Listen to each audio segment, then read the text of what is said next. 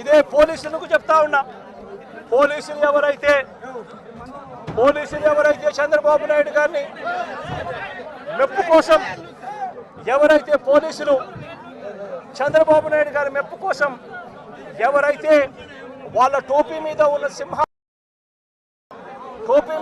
సింహాలకు salute చేయకుండా చంద్రబాబు నాయుడు గారికి వాచ్మెన్ల కింద పనిచేస్తా ఉన్న ఆ ప్రతి పోలీస్ అధికారికి చెప్తా ఉన్నా, ఎల్లకాలం చంద్రబాబు నాయుడు గారి పరిపాలన సాగదు. చంద్రబాబు నాయుడు గారి పరిపాలన త్వరలోనే వస్తుంది. ప్రతి పోలీస్ అధికారికి కూడా చెప్తా ఉన్నా, మీ బట్టలు ఓడదీస్తామని చెప్పి ప్రతి పోలీస్ అధికారికి చెప్తా ఉన్నా, మీ యూనిఫామ్ తీస్తాం, చట్టం మిమ్మల్ని నిలబెడతాం, దోషులుగా మిమ్మల్ని నిలబెట్టి మీ యూనిఫామ్ తీయించి మీకు ఉద్యోగాలు లేకుండా చేస్తామని కూడా ఈ సందర్భంగా జగన్మోహన్ రెడ్డికి చుట్టూను 900 మంది 5 సంవత్సరాలు ఎలా అయిపోయిందంటే చుట్టూ 900 మంది పోలీసులు 2000 మంది పోలీసులు పరదాలు 5 సంవత్సరాలు అలవాటు అయిపోయాయి.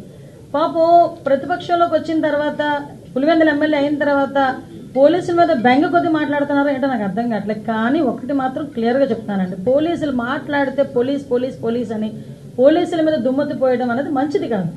నేను అందుకే చాలా క్లియర్గా ఎంతమంది పోలీసులు పెట్టాము. ఈ రోజుకి అండి జగన్మోహన్ రెడ్డి గారు ఎక్స్ సీఎం హోదాలో ఉన్నారు కాబట్టి వాళ్ళ భార్యకి సెక్యూరిటీ ఇస్తున్నాం, వాళ్ళ తల్లి గారికి సెక్యూరిటీ ఇస్తున్నాం, వాళ్ళ చెల్లికి సెక్యూరిటీ ఇస్తున్నాం.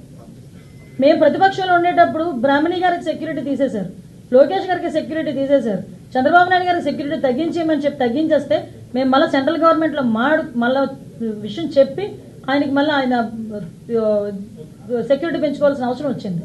ఈ రోజు అసెంబ్లీలో ఉన్న ఎమ్మెల్యేల్లో 85 to 90% ఎమ్మెల్యేలు అందరికీ కూడా లాస్ట్ 5 సంవత్సరాల్లో జగన్మోహన్ రెడ్డి గారు పెట్టిన కేసులు 90% ఎమ్మెల్యేల మీద ఉన్నాయి. మరి ఈ రోజు నువ్వు వచ్చి లా అండ్ ఆర్డర్ గురించి మాట్లాడతావు, చంద్రబాబు నాయుడు గారి గురించి మాట్లాడతావు, పవన్ కళ్యాణ్ గారి గురించి మాట్లాడతావు. పవన్ కళ్యాణ్ అక్కడ సీఎం మీద కేసులు ఉన్నాయి, డిప్యూటీ సీఎం మీద కేసులు ఉన్నాయి.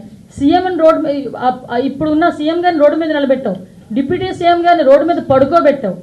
ఇప్పుడున్న స్పీకర్ గారి మీద కేసులు ఉన్నాయి, డిప్యూటీ స్పీకర్ గారికి కస్టోడియల్ టార్చర్స్ ఉన్నాయి, హోమ్ మినిస్టర్ నా మీద 23 కేసులు ఉన్నాయి. అలాంటిది చూసుకుంటే మొత్తం అందరు మినిస్టర్స్ మీద, అందరు ఎమ్మెల్యేస్ మీద సుమారు 90% ఎమ్మెల్యేస్ మీద కేసులు ఉన్నాయి. అదేవో హత్యల కేసులో, కబ్జాల కేసులో, దొంగతనాల కేసులు, ఆ కేసులు ఈ కేసులు కాదండి, కేవలం ప్రశ్నించినందుకు మా మీద పెట్టిన కేసులు ఇవన్నీ.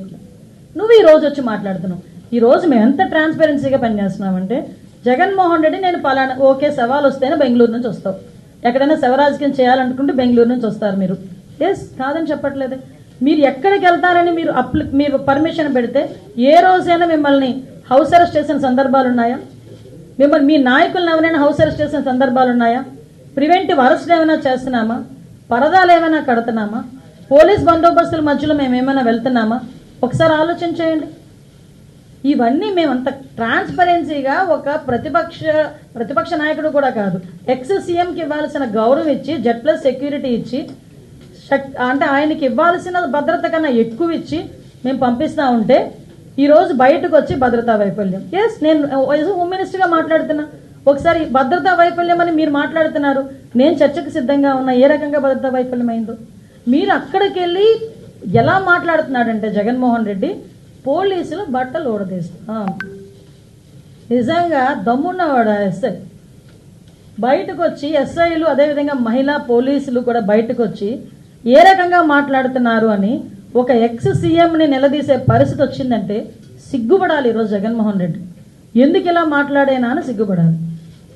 నిజంగానే అనిపించింది.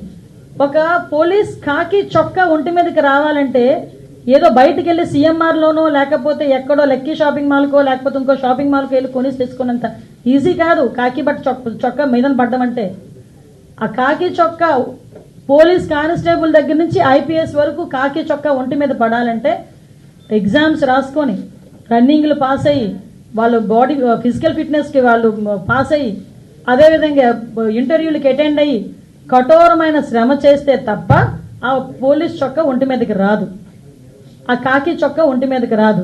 అటువంటి కాకి చొక్కా నేను ఓడదీస్తాడట. అది కూడా ఒక ఎక్స్ సీఎం మాట్లాడే భాష. ఏమిటో నాకు ఒక అర్థం కావట్లే. అందులో ఆడవాళ్ళు ఉన్నారు, అనంతపురం ఎస్పీ ఒక లేడీ, అనంతపురం డిఐజీ ఒక లేడీ, అక్కడ చాలామంది లేడీ పోలీస్ కానిస్టేబుల్స్ ఉన్నారు, లేడీ ఎస్ఐస్ ఉన్నారు. అలాంటి వాళ్ళ గురించి బట్టలు ఉడదీస్తాం అలాగా ఇలాగా మాట్లాడుతూ ఉంటే సిగ్గనిపించట్లేదా? సంస్కారమేనా అది?